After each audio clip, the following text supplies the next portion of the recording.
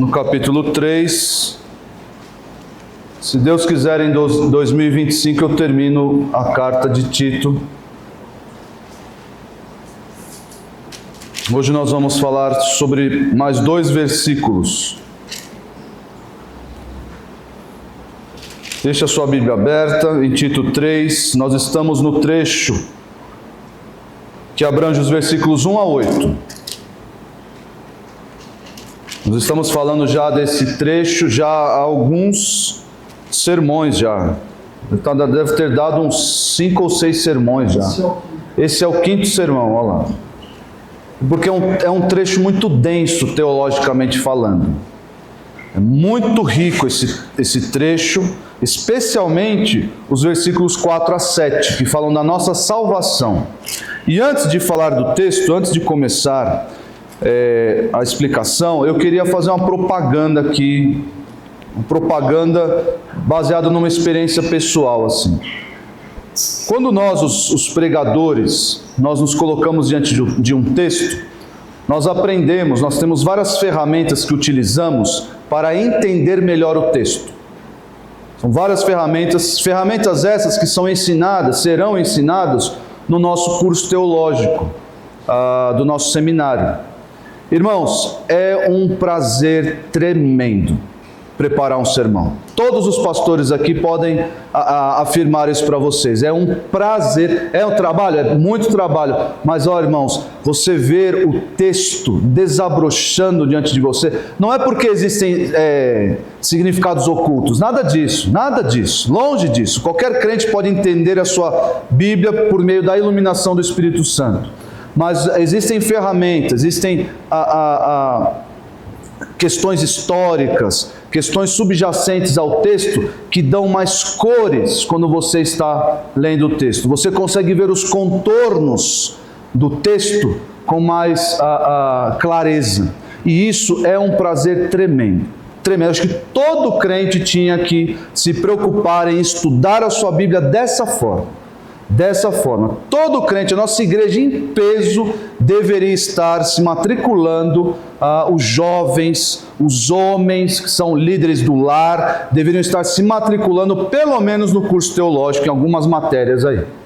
Porque, irmãos, o prazer do crente é conhecer a lei do Senhor, a palavra do Senhor. E para nós pastores Deus nos concede, apesar do suor, do labor, do trabalho exegético e hermenêutico, é um prazer tremendo. Você olhar os textos paralelos que trazem ainda mais clareza para aquele texto, aquela expressão, aquela palavra que você está estudando. Então eu quero deixar aqui uma breve propaganda e até um apelo pastoral, para que os irmãos procurem estudar mais a palavra, procurem essas ferramentas e o nosso seminário vai entregar para você essas ferramentas. Os irmãos têm acompanhado aí, o pastor Nicolas sempre mencionando na hora dos avisos.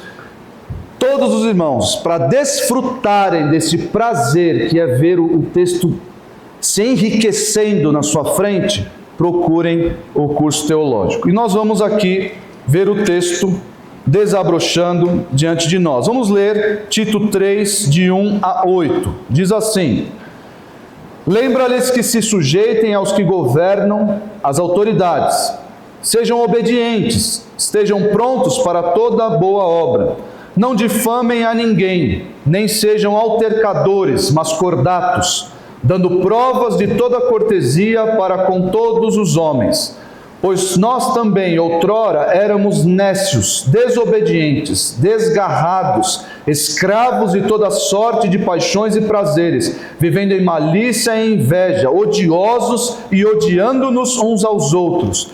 Quando, porém, se manifestou a benignidade de Deus, nosso Salvador, e o seu amor para com todos, não por obras de justiça praticadas por nós, mas segundo sua misericórdia, Ele nos salvou mediante o lavar regenerador e renovador do Espírito Santo, que Ele derramou sobre nós ricamente por meio de Jesus Cristo, nosso Salvador, a fim de que, justificados por graça, nos tornemos seus herdeiros segundo a esperança da vida eterna, Fiel é esta palavra, e quero que, no tocante a estas coisas, faças afirmação confiadamente para que os que têm crido em Deus sejam solícitos na prática de boas obras. Estas coisas são excelentes e proveitosas aos homens. Como eu venho lembrado aos irmãos, a mensagem central desse trecho todo, uma mensagem pequena que eu resumi aqui para os irmãos levarem para casa, é que o testemunho cristão atesta a salvação e gera benefícios a todos. Então, aquilo que você faz,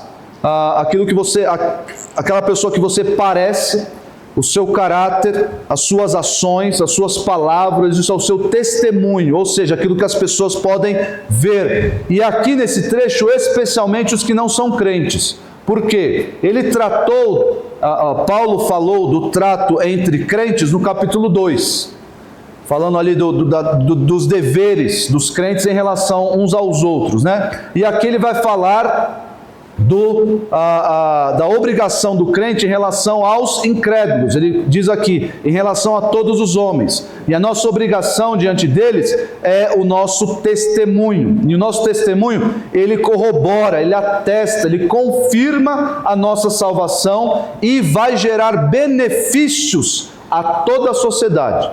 A todos que nos rodeiam devem ser beneficiados por causa do nosso testemunho, aquilo que nós fazemos, falamos, externamos para o mundo.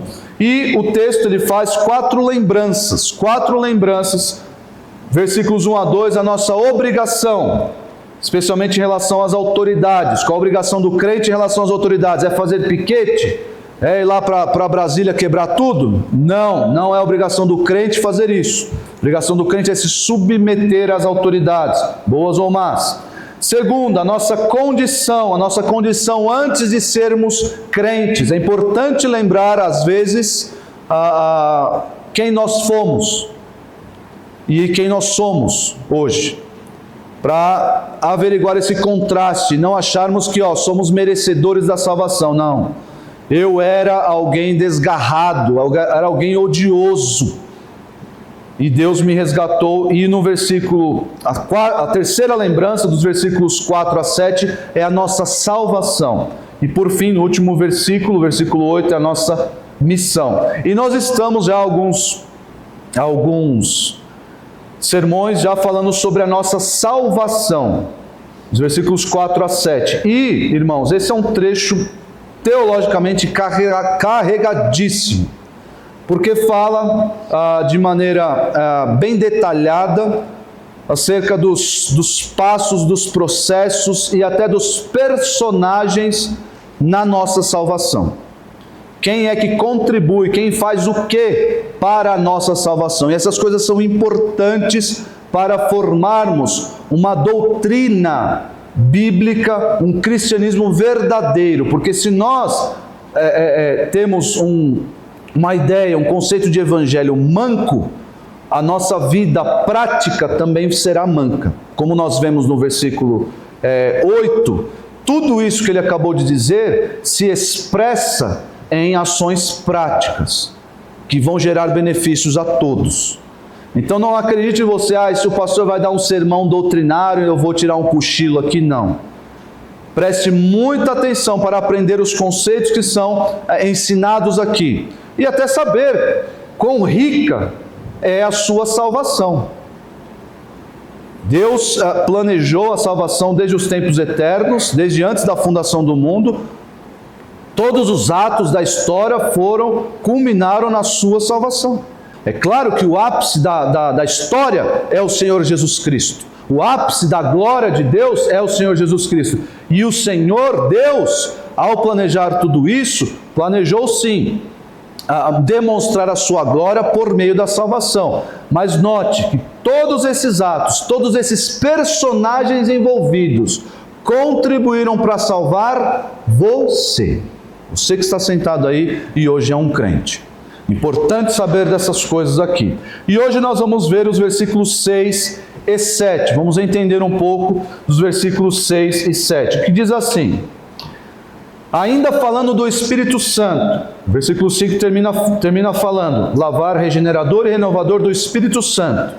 E ainda tendo o Espírito Santo como sujeito da frase, ele diz que ele derramou sobre nós ricamente.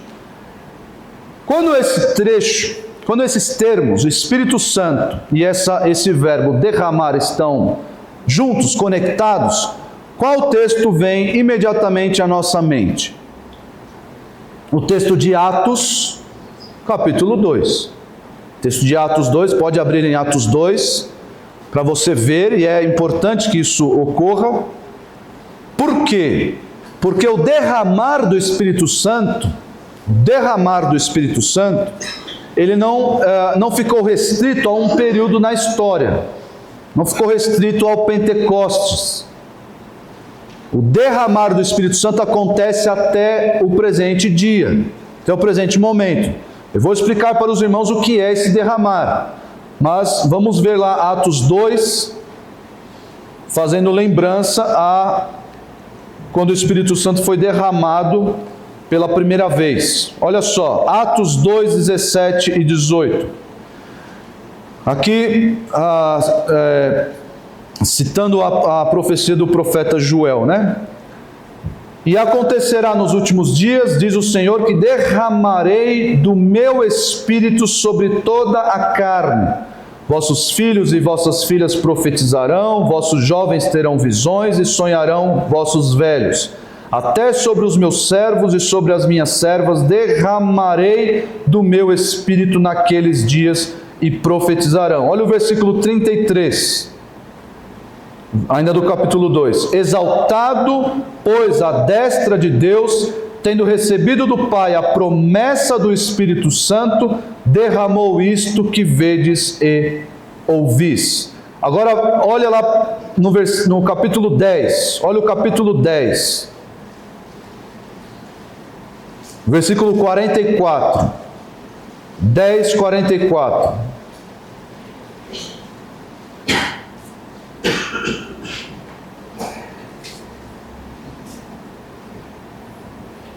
Ainda Pedro falava estas coisas quando a tradução, pelo menos da ARA, está como caiu o Espírito Santo, mas é a mesma palavra utilizada lá em Tito para derramar. Então o Espírito Santo foi derramado sobre todos os que ouviam a palavra, sobre todos os que ouviam a palavra. E o que é, afinal de contas, esse derramar do Espírito Santo? Nós aprendemos em outros trechos, não dá para abri-los todos, nós aprendemos que quando o crente se converte, já que ele está falando de salvação, quando o crente é salvo, o Espírito Santo passa a habitar o crente. Ou seja, o Espírito Santo agora o crente é revestido pelo Espírito Santo. É claro que o termo derramar tem sentido amplo, mas para dar essa ideia de que como uma água que cai sobre mim e me molha por completo, assim o Espírito Santo é nos dado. Ou seja, o Espírito Santo passa a habitar em mim, eu agora sou o templo do Espírito Santo e ele passa a me controlar por completo. O texto de Efésios diz: não se deixem embriagar com vinho, que leva à dissolução, mas enchei-vos do Espírito Santo. Esse enchei-vos do Espírito Santo é esse controle total que o Espírito Santo deve exercer sobre os crentes, já que uma vez na nossa conversão, o Espírito Santo foi derramado sobre nós. Derramado sobre nós. Pastor, talvez esteja aí na sua mente, e por que hoje nós não profetizamos, não falamos em línguas, já que esse derramar que começou lá em Atos foi expresso dessa forma, foi atestado dessa forma? Teria que fazer outro sermão para explicar isso daí. Vai ter uma masterclass, fazendo propaganda já, vai ter uma masterclass sobre cessacionismo aqui na nossa igreja. Está marcada para agosto essa masterclass.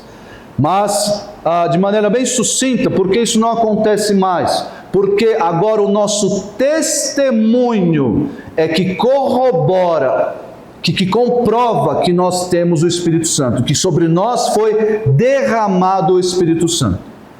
Entenderam isso? Agora a minha mudança de mente, de vida, de modo de falar, modo de agir, as pessoas podem averiguar isso. Olha, mas o fulano de tal está diferente. O que será que aconteceu com ele? Ele não vai mais nos lugares, ele não vai mais nos barzinhos conosco. Ele não vai, ele mudou até o vocabulário. Não fala mais palavrões. Não tem mais, não fala mais com descomedimento. Está mudado. Isso é um atestado de que o Espírito Santo foi derramado sobre aquela pessoa. O nosso testemunho é que vai comprovar isso. Questão dos dons, venha na Masterclass em agosto para você entender. Mas para fins do nosso texto aqui, esse derramar do Espírito Santo é isso que é comprovado pelas nossas obras. É a carta de Tiago toda, por completo. Tiago tem aquela tensão, né? Obras e fé. Mas o que Tiago quer nos ensinar é que se você tem fé, você mostra com as suas obras. É simples assim. Não adianta dizer, não, eu tenho o Espírito Santo. O Espírito Santo foi derramado sobre mim, mas a sua vida não comprova essas coisas. E aliás, hoje em dia, está cheio de pessoas aí nesses meios pentecostais, neopentecostais, que dizem ter o Espírito Santo e falam em línguas e fazem coisas que dizem que é o Espírito Santo e vivem uma vida porca. E vivem total distância de Deus e dos seus padrões. Sobre essa pessoa foi derramado o Espírito Santo? De jeito nenhum. De jeito nenhum. Por quê? Porque o que atesta a minha salvação, o que atesta que eu tenho o Espírito Santo? O meu testemunho, a minha nova vida. As minhas palavras, as minhas ações, os meus pensamentos, as minhas decisões, tudo isso atesta que o Espírito Santo habita em mim. Aqui, irmãos, nesse trecho, voltando até um pouquinho, como ele está falando do Espírito Santo, eu mencionei no final do último sermão sobre um conceito teológico que se chama economia da Trindade. E eu mencionei vários textos para os irmãos que mostram que cada pessoa da Trindade tem a sua função na Bíblia. Só que é interessante notar que a Trindade, o entendimento acerca da Trindade, a fé na Trindade, ela é importante para a nossa salvação. É claro que muitos quando se convertem, vão ouvir só, Jesus morreu por você, você deve reconhecer que você é pecador, que você não consegue se salvar, e Jesus é a propiciação pelos nossos pecados, e a pessoa vai sendo convencida, e às vezes nem ouve acerca do Espírito Santo, nem ouve, para fins do evangelismo, nem ouve, vai ouvir essas coisas depois, vai entender, vai ser ensinado sobre isso depois.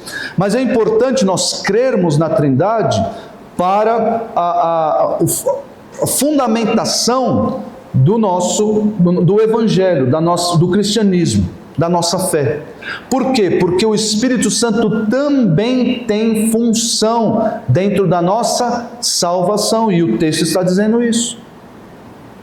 Quando nós nos convertemos, o Espírito Santo passa a habitar, ele é derramado sobre nós. Li outros textos, os irmãos, se quiserem, voltem lá, não dá tempo de ler aqui, mas textos que falam sobre a economia da Trindade, especialmente na salvação. Gálatas 1, de 1 a 5, 2 Coríntios 13, 13, 1 de Pedro 1, versículos 1 e 2, falam sobre essa função de cada pessoa da Trindade, especialmente no tocante à nossa salvação. É importante crer nisso. Por quê? Lá no século IV, virada do século V, nasceu uma heresia chamada sabelianismo, ou modalismo, que dizia que Deus é uno. Deus não é trino, Deus é uno, mas que ele se manifestou na história através de 3 pessoas. Ou seja, no Antigo Testamento era Deus Pai, no Novo Testamento é Deus Filho, e agora na era da igreja é Deus Espírito Santo. Então essas 3 pessoas são um Deus só que são manifestações. É como se Deus colocasse uma máscara, agora eu sou o Deus Pai. E aí ele trocasse a máscara, agora eu sou o Deus Filho. Aí trocou, agora eu sou o Deus Espírito Santo. Nós não cremos nisso. A Bíblia não ensina essas coisas. A Bíblia ensina que existem 3 pessoas trabalhando concomitantemente para a nossa salvação. O texto conhecido da grande comissão e de pregar o Evangelho, batizando-os em nome do Pai, do Filho e do Espírito Santo. Talvez comece aí a doutrina, a formulação da doutrina da Trindade. E é importante crermos nisso. Importante porque os 3 estão trabalhando desde a fundação do mundo para a nossa salvação. E essa heresia, o modalismo, o sabelianismo, ele ainda encontra adeptos hoje em dia. Os testemunhas de Jeová são unicistas, ou seja, eles creem na criação de Jesus, e por crerem na criação de Jesus, rebaixam Jesus a um não-Deus. Então eles creem que só há um Deus, só que eles não creem nas 3 pessoas da Trindade. Os mormons também não creem na divindade do Espírito Santo. Os mormons não creem na divindade do Espírito Santo.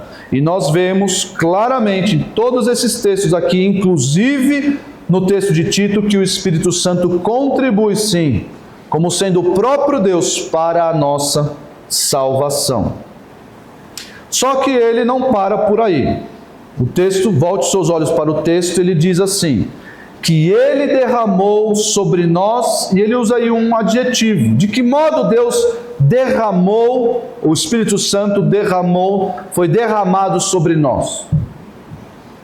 Ricamente. Ricamente. Eu passei um bom tempo tentando entender e vendo esse termo desabrochar diante de mim. Vendo ali textos paralelos, comentários. Irmãos, depois que eu entendi, eu parei e falei, Senhor, muito obrigado. Muito obrigado. Porque nós aprendemos através desse trechinho aqui, que a nossa salvação, ela é preciosa. Melhor, a nossa salvação, ela foi custosa. Qual foi o custo da nossa salvação? A vida do próprio Deus. Alguém consegue mensurar isso? Alguém consegue dar um valor para isso? Existe algo no universo que tenha tamanho valor? A vida do próprio Filho de Deus para a nossa salvação. Isso faz da obra da salvação tudo. Além disso, a salvação ela é rica em detalhes, em planejamento. Quando começou a nossa salvação? Já disse para os irmãos, quando? Antes da fundação do mundo. O Senhor começou a escrever, a planejar a nossa salvação.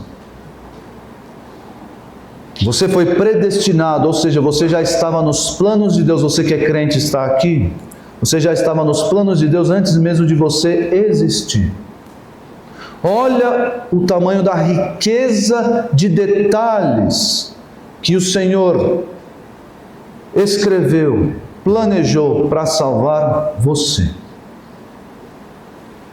E aí nós vivemos como meninos mimados, aí cambaleando pela vida cristã, esquecendo que a nossa salvação foi custosa, rica em detalhes. E ela também é para nós, quando nós a recebemos, ela é um bem precioso. Quando eu recebo a salvação que há em Jesus, pelo lavar regenerador do Espírito Santo que foi derramado sobre mim, eu me enriqueço. De bênçãos materiais? É isso que Deus quer dizer? Quando eu viro crente, e agora minha vida vai dar certo. Agora vai destravar, o demônio da pobreza vai sair da minha vida. É isso que vai acontecer? Não, agora que eu virei crente, agora que eu encontrei o propósito de Deus para a minha vida, agora que eu estou andando com Ele, agora tudo vai dar certo. É isso? Não.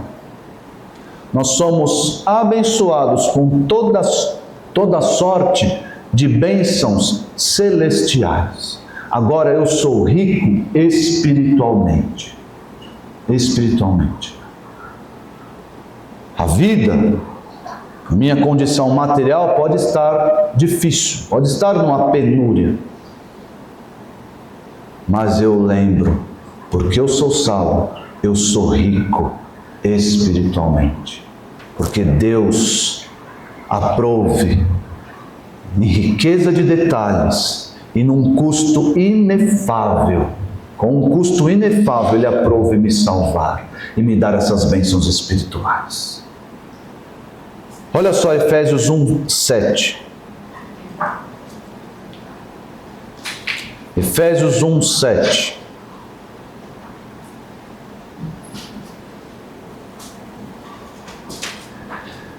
No qual temos a redenção, falando de Jesus, claro, pelo seu sangue, a remissão dos pecados, segundo a riqueza da sua graça. Irmãos, nós não podemos confundir. Tem gente que pega esses textos como esses e fazem e constroem a teologia da prosperidade em cima disso. O que é a riqueza da graça de Deus? É a nossa salvação, é a riqueza de nos escolher antes da fundação do mundo, de não ver em nós absolutamente nada que pudéssemos dar para a nossa salvação, e Deus olhou para nós com graça e nos deu medida sobre medida dos celeiros da sua graça, e nos deu a salvação. E nós vamos ver, o texto vai dizer que nós não temos só a salvação. Deus seria generoso se nos dessemos só a salvação? Se nos desse só a salvação? Estava ótimo, excelente. Mas Deus nos deu, irmãos, tem uma lista aqui, uma lista de sete bens que nós vamos ter. Vou falar sobre eles depois. Não durma, senão você vai perder essa lista e vai achar que você é pobre. Você é rico. Olha só Efésios 2:7. Nós lemos 1:7, agora o 2:7. Para mostrar nos séculos vindouros a suprema riqueza da sua graça em bondade para conosco em Cristo Jesus. Aqui existe aí um toque escatológico nesse texto aqui. Claro que ele está falando de salvação, vai falar dos versículos 8 e 9, são bem conhecidos, mas existe algo que já remete a nossa mente, a nossa esperança para algo futuro. O que será que eu vou receber lá no futuro? O que será que eu vou ganhar nos séculos vindouros? E claro que o texto aqui está dizendo que Deus vai continuar o seu trabalho de salvação a partir daquele texto pelos séculos vindouros, mas já existe uma ideia de que o que virá no futuro de riqueza da graça para mim.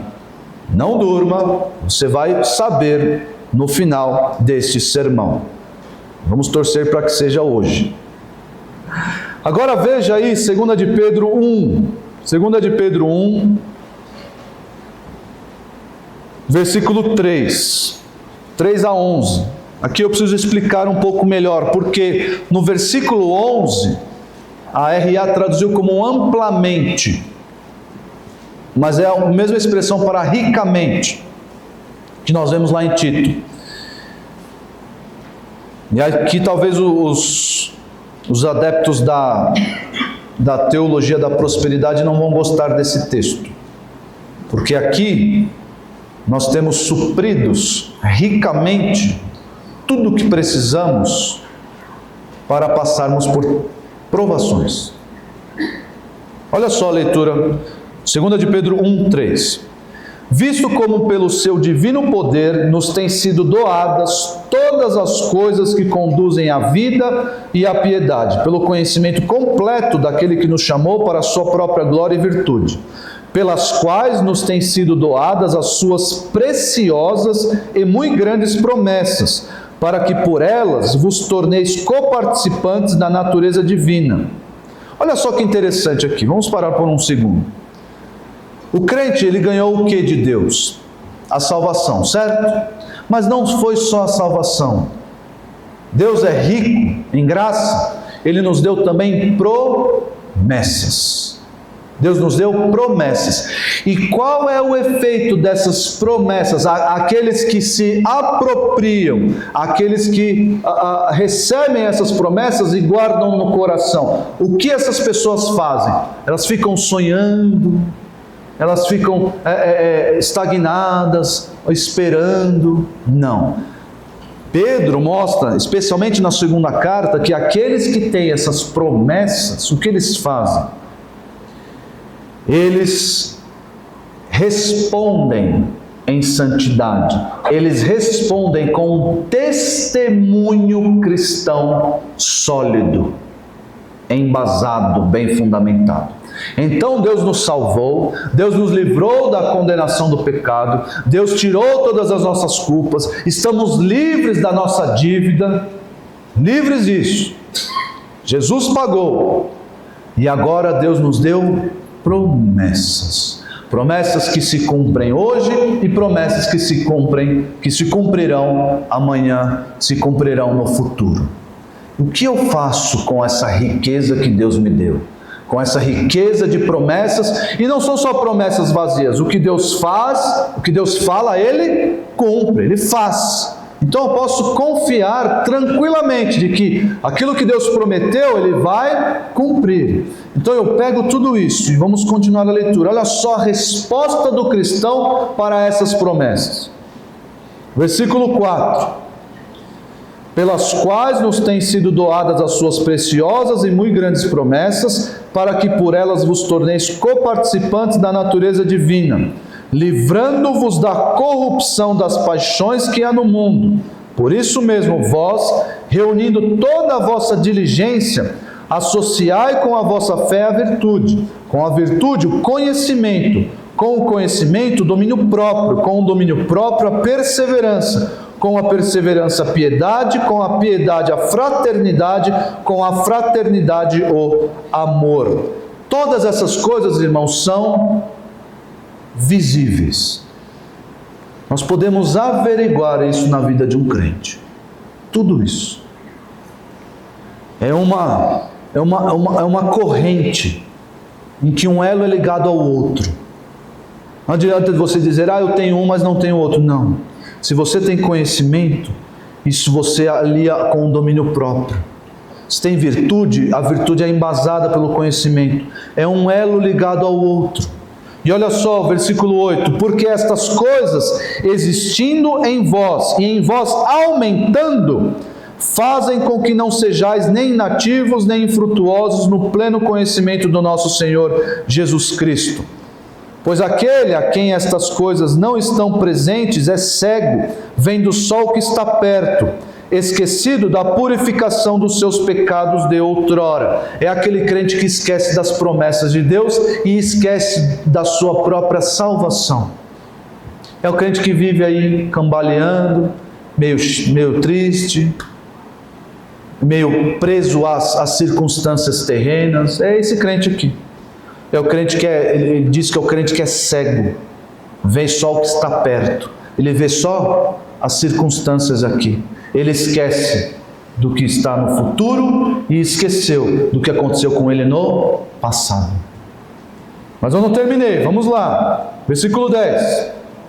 Por isso, irmãos, procurai com diligência, cada vez maior, confirmar a vossa vocação e eleição. que é isso? Confirmar a vossa vocação e eleição. O que é isso? É testemunhar. Testemunhar. Você diz que você é eleito? Muito bem. Você é eleito de Deus?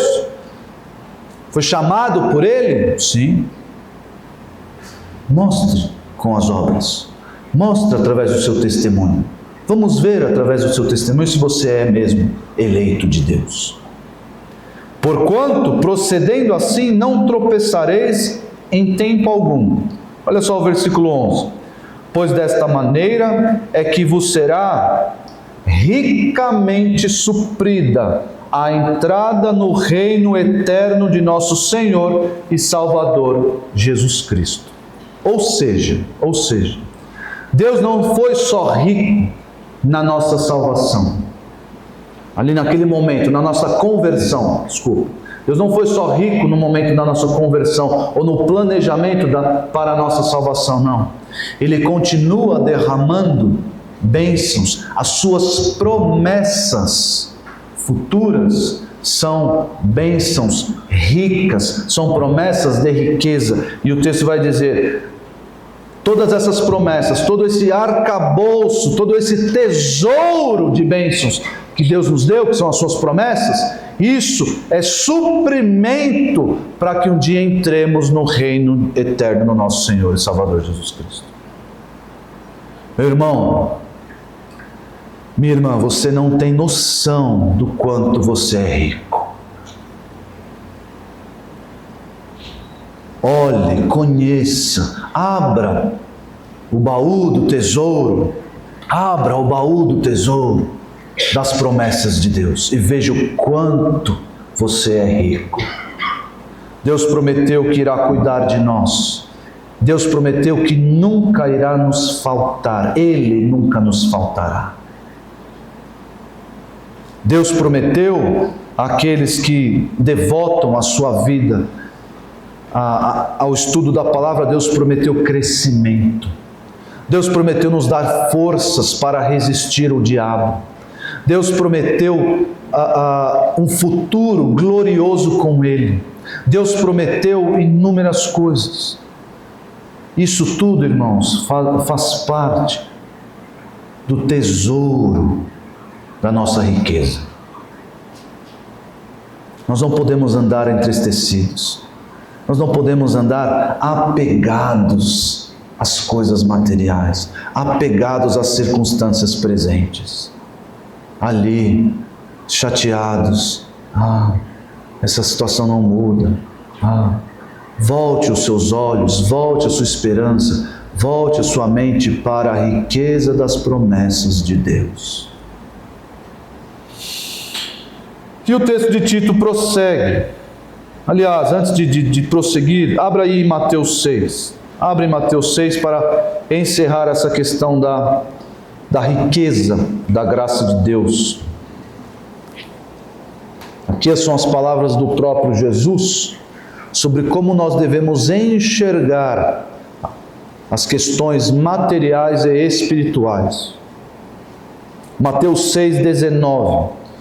Não acumuleis para vós outros tesouros sobre a terra, onde a traça e a ferrugem corroem, e onde ladrões escavam e roubam, mas ajuntai para vós outros tesouros no céu, onde a traça nem ferrugem corrói, e onde ladrões não escavam nem roubam, porque onde está o teu tesouro, aí também estará o teu coração. Você tem se preocupado demasiadamente em comprar a casa própria, comprar aquele BYD elétrico. Deus me livre. Você está se preocupando com essas coisas, o seu coração está nos tesouros desta vida. Cuidado, cuidado. O Bitcoin ele varia bastante.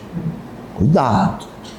Cuidado que o dinheirinho na poupança pode ser sequestrado a qualquer momento. cuidado, se o seu coração está nestas coisas, você não tem tesouro nenhum no céu te aguardando. Se o seu tesouro, se o seu coração, se o seu tesouro está aqui, desfrute bem dele. Desfrute bem dele, porque ele vai se corroer, vai se perder, o ladrão vai roubar. Mas o seu tesouro, a sua preocupação, ele vai terminar dizendo no versículo 33 do capítulo 6, buscai primeiro o reino de Deus e a sua justiça. Essa deve ser a condição do crente. O reino de Deus. Um dia eu estarei no reino de Deus, em seu fulgor, em toda a sua glória. E um dia eu irei desfrutar do tesouro que me está reservado, que está me aguardando. Mas enfim, vamos caminhar mais um pouco no texto de Tito. Ele vai dizer que ele derramou sobre nós ricamente por meio de Jesus Cristo, nosso Salvador. Onde nós lemos nesse trecho a expressão nosso Salvador? Onde você leu? Veja aí, volte os seus olhos para alguns versículos atrás. Onde está a expressão nosso Salvador? E essa expressão está conjugada com qual sujeito? Deus. E aí ele usa aqui um outro sujeito. Quem é o sujeito? Jesus Cristo. Ou seja, Paulo está construindo, está confirmando a doutrina da divindade de Jesus. Ou seja, se eu quero comprovar que Jesus é Deus, eu posso utilizar esse texto aqui também. Por quê? Assim como Deus é Salvador, Jesus Cristo é Salvador. É uma obra, inclusive essa visão ela é farta no Antigo Testamento. Deus é uma característica, um atributo de Deus ser Salvador no Antigo Testamento. E ele pega essa ideia, esse conceito e aplica a Jesus, a Cristo, mostrando que Cristo é Salvador. E que Cristo é Deus. Mas, irmãos, eu quero enfatizar aqui com vocês, como o texto faz, que a nossa salvação, ela tem um meio. Ela tem um único caminho. Para ser alcançada, a salvação tem que trilhar um único caminho. Que caminho é esse? Jesus Cristo. Ou seja, a salvação do homem, ela é exclusiva em Cristo, exclusiva pela fé em Cristo. Não existe outro meio de salvação. Não existe. Eu lembro de alguns anos, o pastor Nicolas pregou, e a mensagem central dele, o texto de 1 João, a mensagem central dele era que a fé é pessoal e intransferível. Essa era a mensagem central. Vejam como a mensagem central ela é importante, ela é carregada por muitos anos. Quanto tempo você pregou isso? Antes da pandemia, não foi? Então, muito tempo. E eu nunca mais esqueci. A fé é pessoal e intransferível. E o que isso tem a ver com a exclusividade da salvação em Cristo? Irmãos, por mais que nós não compreendamos, por mais que isso seja difícil de aceitar, de compreender, não existe salvação pela infância. As crianças não nascem salvas. Por quê? Porque se eu digo que a criança nasce salva, ou que há salvação na inocência, entre aspas, né? Porque a criança não é inocente, na inocência da criança, o que eu digo? Que existem dois meios de salvação: Jesus e a infância. É isso. Existem dois meios de salvação? Não. Porque a fé é impessoal e intransferível. Porque existe aí uma construção de que a fé dos pais salva o filho do crente. Então, se o pai crente tem filhos, os seus filhos, por causa da fé do pai, da aliança que o pai entrou com Deus, os filhos também são abençoados. Só que eu aprendi lá em 1 João, com a exposição do pastor Nicolas, que a fé é pessoal e intransferível. E aprendo também, olhando para textos como esse, que a salvação é exclusiva em Jesus Cristo. Na fé em Jesus Cristo.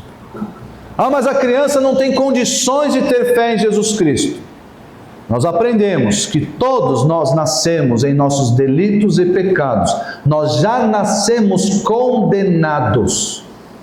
A riqueza da graça de Deus, olha só, a riqueza da graça de Deus é selecionar alguns desses que estão já condenados e salvá-los.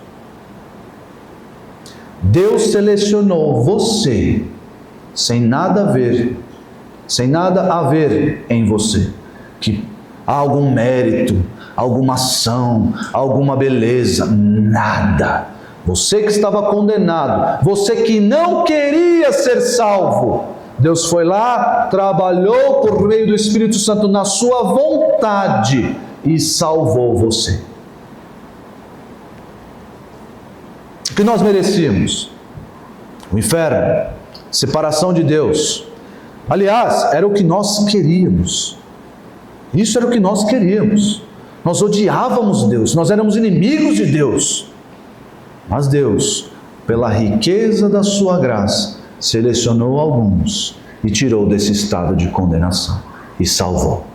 Por que ele não fez isso com todos? Porque aprove a Deus também mostrar a sua glória nos vasos de ira, como diz Romanos 9. Quando as pessoas vão para o inferno, a glória de Deus é demonstrada, a justiça de Deus é demonstrada. Irmãos, é difícil conciliar esses conceitos na nossa mente. Ao olharmos para um Deus de amor, um Deus de graça, um Deus rico em graça, difícil, mas é isso que a palavra de Deus nos ensina. Nós não podemos nos distanciar dessas coisas e inventar um Deus à nossa própria maneira. Não. Sob pena de idolatria. Se você adora um Deus que não é o Deus revelado, um Deus que se revelou na sua palavra, você é um idólatra. Você adora um Deus criado à sua imagem e semelhança, ao seu modo de pensar, não é o Deus da palavra. O Deus da palavra é esse Deus que eu apresentei para os irmãos. É o Deus que nós vemos aqui. Portanto, irmãos, salvação só há em Jesus Cristo. Vamos ver alguns textos que corroboram essa ideia. João 14:6. Esse é clássico, os irmãos devem saber de cor. Respondeu-lhe Jesus: eu sou o caminho, a verdade e a vida. Ninguém vem ao Pai senão por mim. Ninguém vem ao Pai senão por mim. Atos 4, 11 e 12. Isso aqui é excelente também. Atos 4, 11 e 12.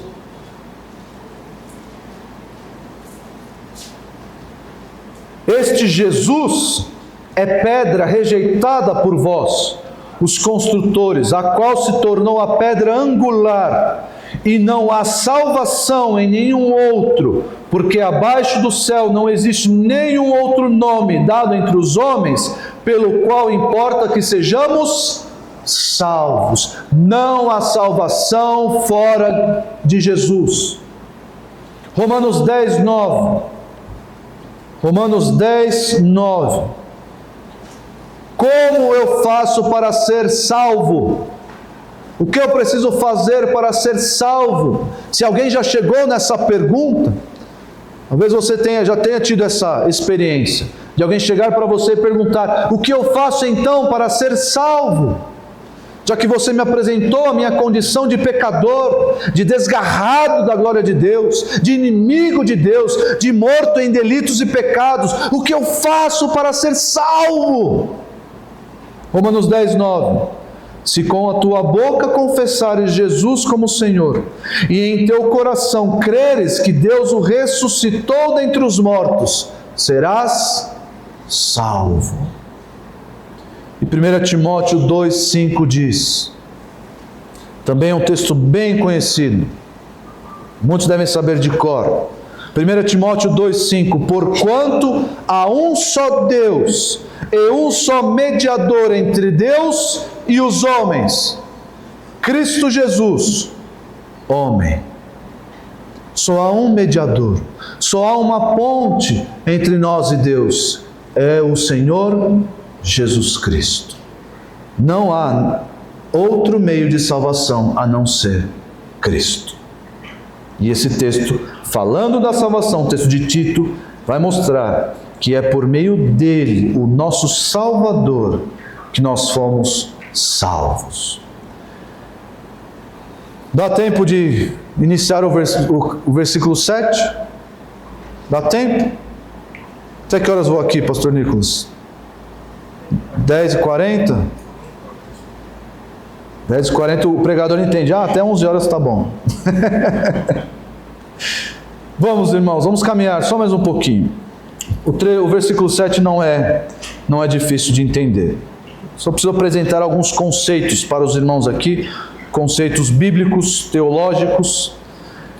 Ele vai dizer, no texto aqui, versículo 7, a fim de que, justificados por graça. Talvez você esteja aqui e nunca ouviu falar, ou já ouviu falar do termo e não ouviu falar da explicação do que é justificação. O que é justificação? Justificação é um ato jurídico de Deus, em que Ele imputa a justiça de Cristo aos que creem. Ou seja, Jesus, o justo, a justiça de Jesus, ela é imputada, ela é aplicada a mim. Ou seja, agora, porque Jesus é justo, eu creio nesse Jesus que é justo, e agora Deus olha para mim e diz, você é justo. A base da justificação, ela tem a doutrina da dupla imputação, ou seja, a minha culpa que me fazia condenado, que me condenava, a minha culpa, ela é imputada a Cristo na cruz.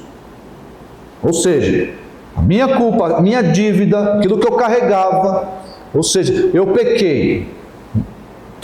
O salário do pecado é a morte, todo aquele que pecar morrerá. Ou seja, isso me é devido, a morte. Agora, a minha condenação, a minha culpa está sobre Jesus. E Ele carregou na cruz, Ele pagou lá na cruz. Então, a dupla imputação, essa é uma imputação. Agora, a justiça que há em Jesus, a justiça, Ele que viveu uma vida justa, reta, agora a justiça que há em Cristo, ela é aplicada a mim. Eu não sou só uma pessoa sem culpa. Agora Deus me olha e me declara como justo. O texto, o livro de Romanos, a carta aos Romanos, vai lidar justamente com esse problema. Como o homem pode se apresentar justo diante de Deus? Como? Por meio de Jesus. A minha culpa foi imputada a Ele e a justiça dele foi imputada a mim. Essa é a doutrina da dupla imputação. Isso é a justificação que Romanos vai falar. Olha só Romanos 3. Abra em Romanos 3 para entendermos a justificação.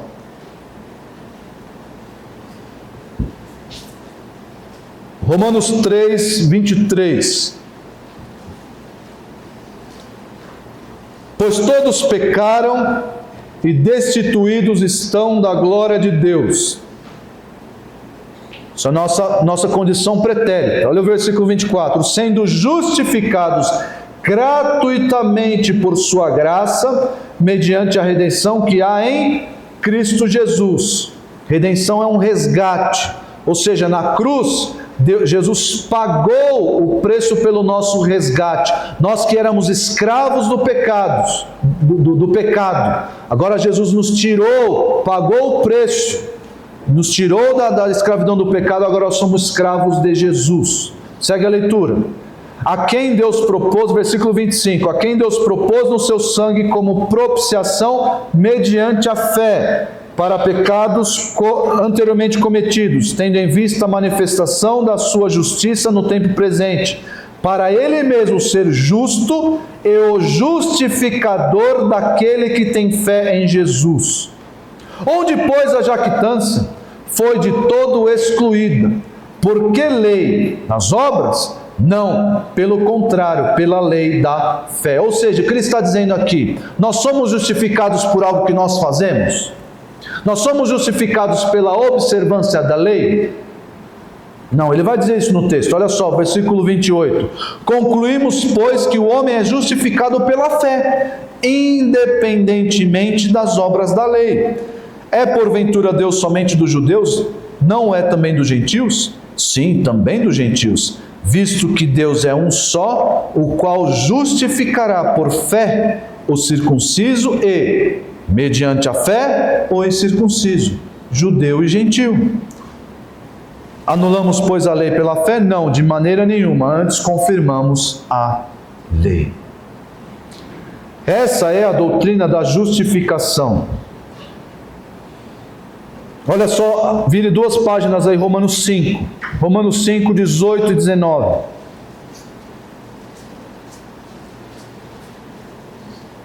Pois assim como por uma só ofensa veio o juízo sobre todos os homens para a condenação. De quem é essa ofensa? É aqui que nós baseamos, dentre outros textos, nós baseamos o que é chamado, entre os teólogos, de federalismo, ou seja, a criança ela não precisa pecar, não precisa cometer atos pecaminosos para ser pecadora, para ser condenada, não. Por uma só ofensa, pela ofensa de Adão, veio o que sobre todos os homens? O juízo. Então as crianças, os bebês, já estão sob juízo. Segue a leitura. Assim como por uma só ofensa veio o juízo sobre todos os homens para a condenação, assim também por um só ato de justiça veio a graça sobre todos os homens para a justificação que dá vida. Porque como pela desobediência de um só homem muitos se tornaram pecadores, assim também por meio da obediência de um só, muitos se tornarão justos. Essa é a justificação, esse é o seu estado diante de Deus.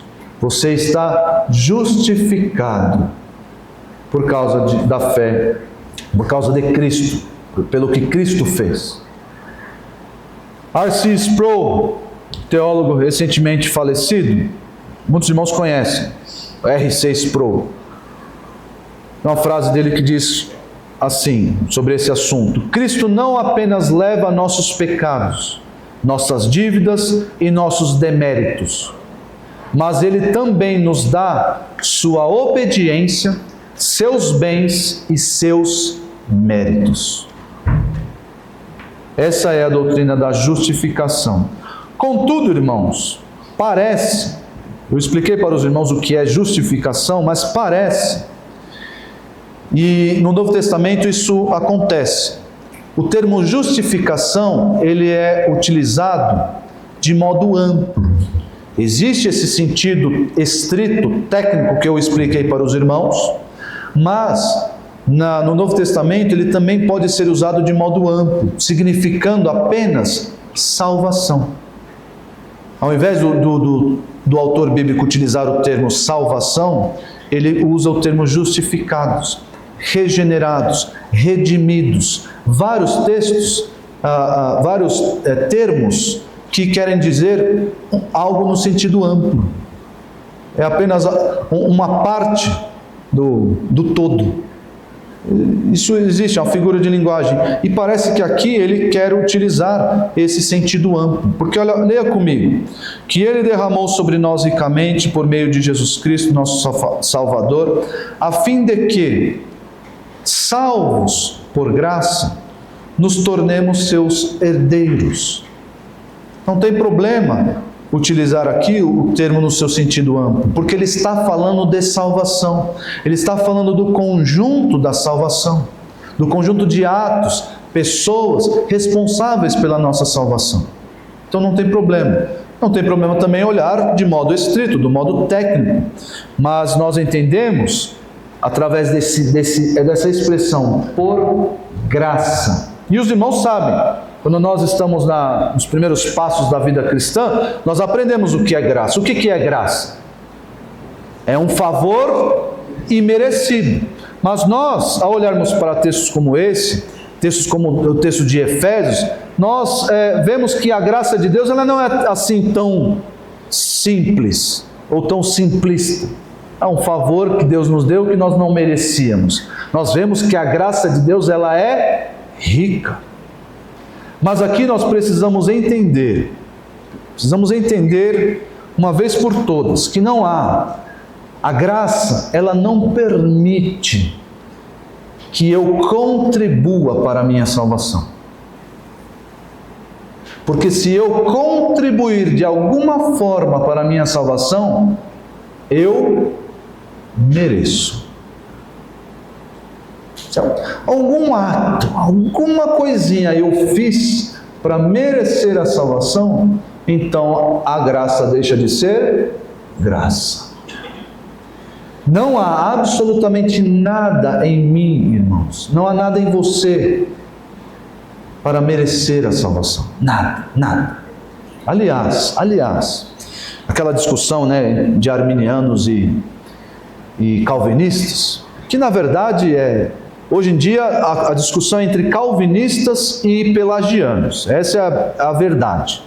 Arminianos estão aí meio em extinção, arminianos raiz, de verdade. Por quê?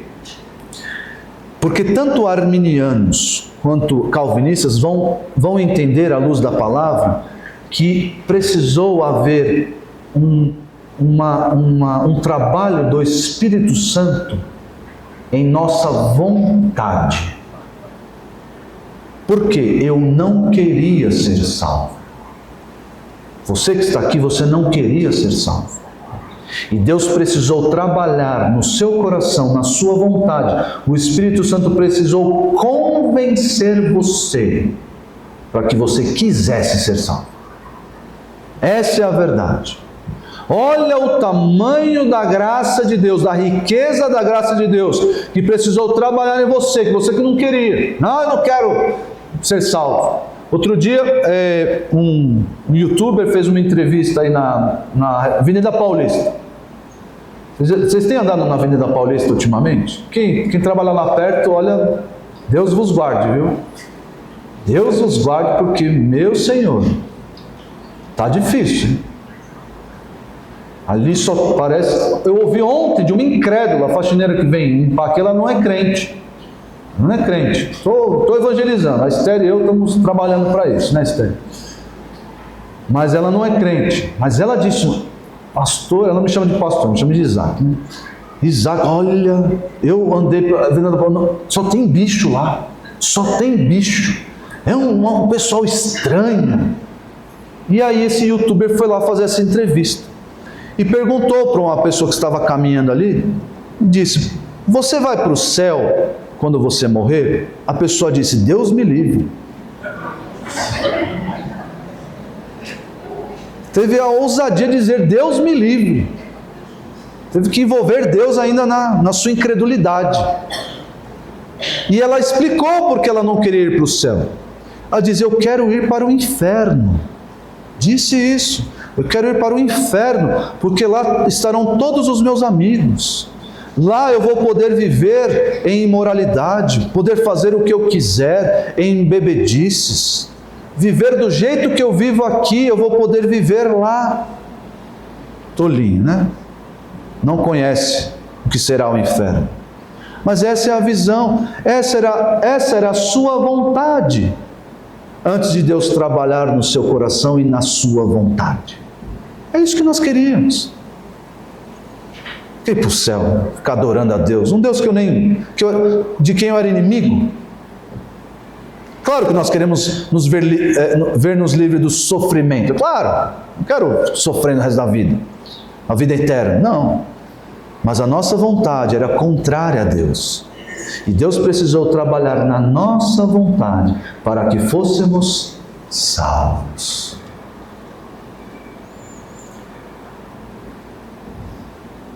Em Filipenses 2,13, não precisa abrir, diz que é Deus quem efetua em nós tanto o querer como o realizar segundo a sua boa vontade. Efésios 2,8, clássico, porque pela graça sois salvos mediante a fé, e isto não vem de nós, é dom de Deus, não de obras para que ninguém se glorie. Não existe um ato, um pensamento, uma inclinação minha que contribua para a minha salvação. Por quê? Porque nós fomos justificados, salvos por graça. E por fim, irmãos, o versículo vai terminar: para que nos tornemos seus herdeiros, segundo a esperança da vida eterna. Tem gente que brinca, eu não nasci herdeiro, eu preciso trabalhar, preciso ralar, não nasci herdeiro. O fato é que nós temos uma herança nos aguardando, nós temos um tesouro nos aguardando. Eu vou mostrar para os irmãos daqui a pouco quais são os bens da nossa herança, mas o texto aqui ele diz qual é o que herdaremos. Quando ele diz, segundo a esperança da vida eterna, ele está dizendo assim, para que nos tornemos seus herdeiros, e essa herança é a vida eterna, é a própria vida eterna, e essa vida eterna nós aguardamos, nós esperamos, essa é a ideia aqui. Então, um primeiro bem da nossa herança é a vida eterna. Nós já estamos desfrutando da vida eterna? Sim ou não? Não. Você vai morrer. Desculpa dizer, você vai morrer. Eu sei que existe um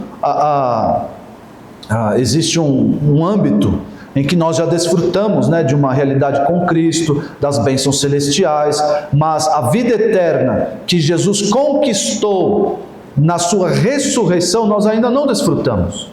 Por quê? Porque nós morremos. Nós morremos. Se você ler 1 Coríntios 15, você vai entender que porque Ele ressuscitou, um dia nós ressuscitaremos. Nós aguardamos isso. Eu quero isso. Essa herança está guardada para mim, a nossa ressurreição e a partir de então a nossa vida eterna.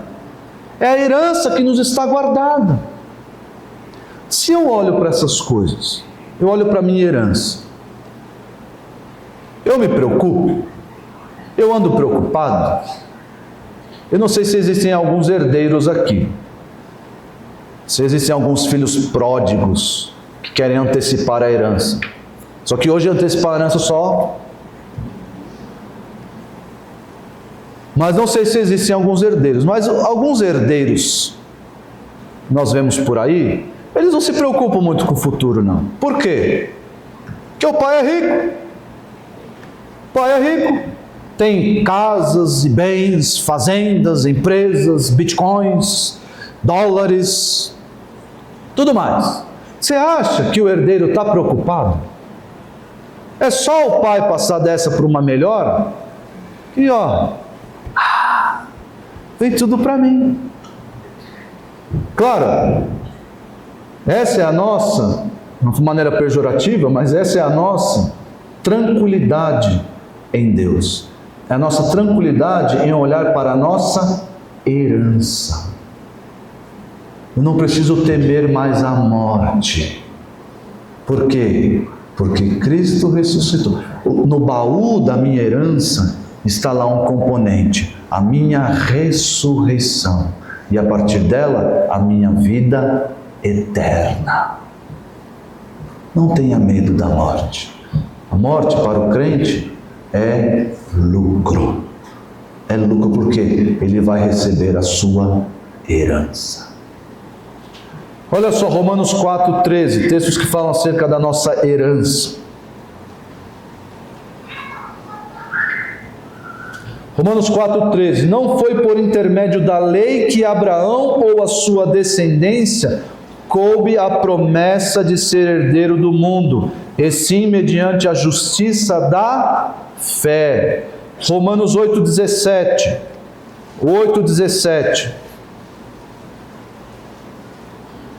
Ora, se somos filhos, somos também herdeiros, herdeiros de Deus e co-herdeiros com Cristo. Se com Ele sofremos, também com Ele seremos glorificados. E por fim, 1 de Pedro 1,3. 1 de Pedro 1,3. Vire as páginas da sua Bíblia, olha lá, 1 de Pedro 1,3.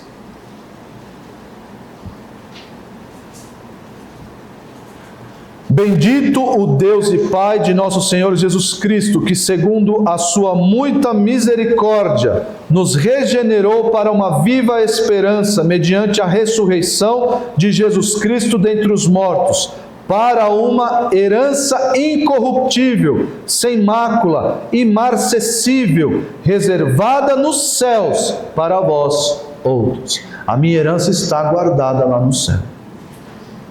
Eu um dia vou receber. E quais são os bens da nossa herança? Você que quer saber, o que está guardado no baú do tesouro para nós? Esse texto mostra que a própria vida eterna, junto com 1 Coríntios 15, vai falar sobre a ressurreição. Então o primeiro bem da nossa herança é a ressurreição, e a partir dela a vida eterna. Não precisa abrir nos textos, eu vou mencionar, se você quiser ler em casa depois, leia com calma. Não dá tempo de ler todos. Mateus 25:34 diz que o reino de Deus, o desfrutar em sua plenitude, o reino de Deus é a nossa herança, é um bem da nossa herança. Nós entraremos no reino de Deus.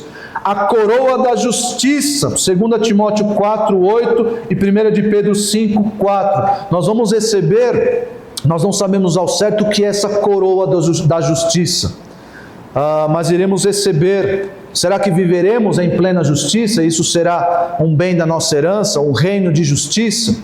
Será que é uma recompensa por termos vivido em justiça aqui?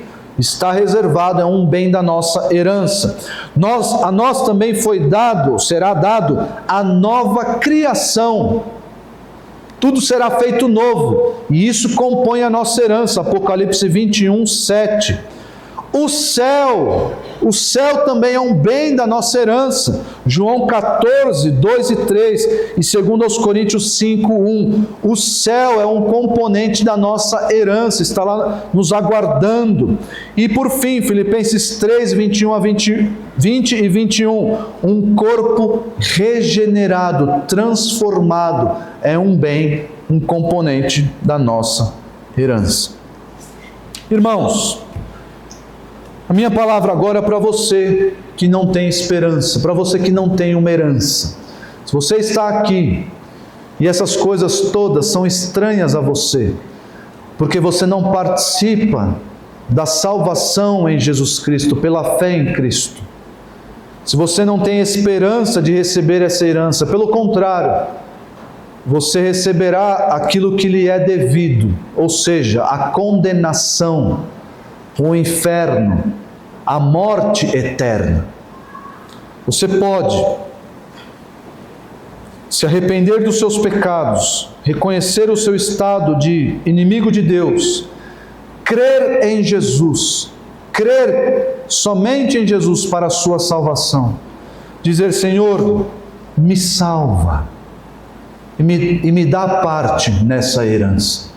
Eu quero parte nessa herança, me salva. E então você desfrutará de todas essas bênçãos elencadas aqui nos versículos de 4 a 7 de Tito 3. Vamos orar.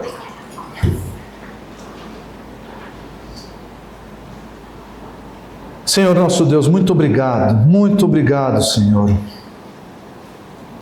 a nossa vida, aquilo que fazemos não é suficiente para agradecermos a riqueza da Tua graça. Que essa realidade, que esse entendimento permeie toda a nossa vida, que possamos viver uma vida pujante, ativa em boas obras, possamos viver uma vida alegre, sabendo que somos ricos e que nos aguarda uma herança rica, bendita. Muito obrigado, Senhor. Ajuda-nos a tirar os nossos olhos, a nossa confiança, a nossa mente das coisas desta vida, desta terra. Coisas que murcham, que se esvaem, coisas corruptíveis. Dá-nos um coração celestial, que pensa e que vive, almejando, ansiando pelo céu e pelas coisas que há nele. Obrigado, ó Deus, pela riqueza da Tua graça em nossa salvação.